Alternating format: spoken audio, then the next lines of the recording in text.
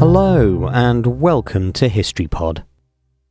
On the 8th of January 1918, United States President Woodrow Wilson made a speech to Congress in which he outlined his principles for world peace, known as the 14 Points.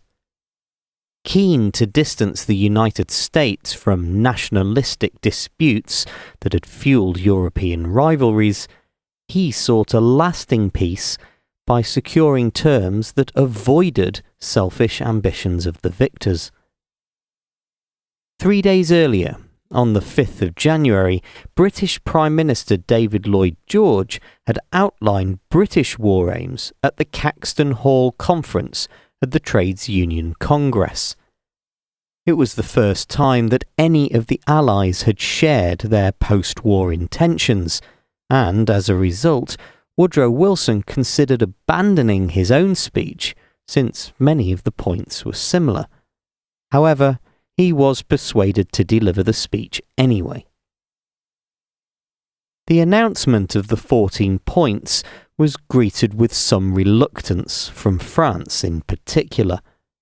Georges Clemenceau, the French Prime Minister, is said to have remarked that the good Lord only had 10, as a comparison to the 10 Commandments.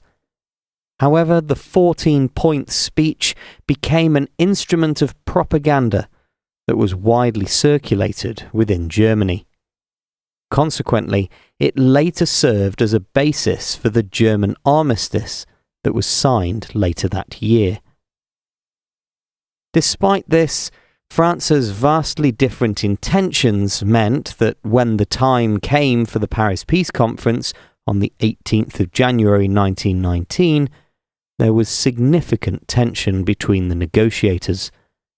The fact that Wilson himself was physically ill meant that he was less able to argue for peace terms that reflected the 14 points, especially against Clemenceau, the Tiger, and his demands to cripple Germany. Consequently, many Germans felt incredible anger over the final terms of the treaty.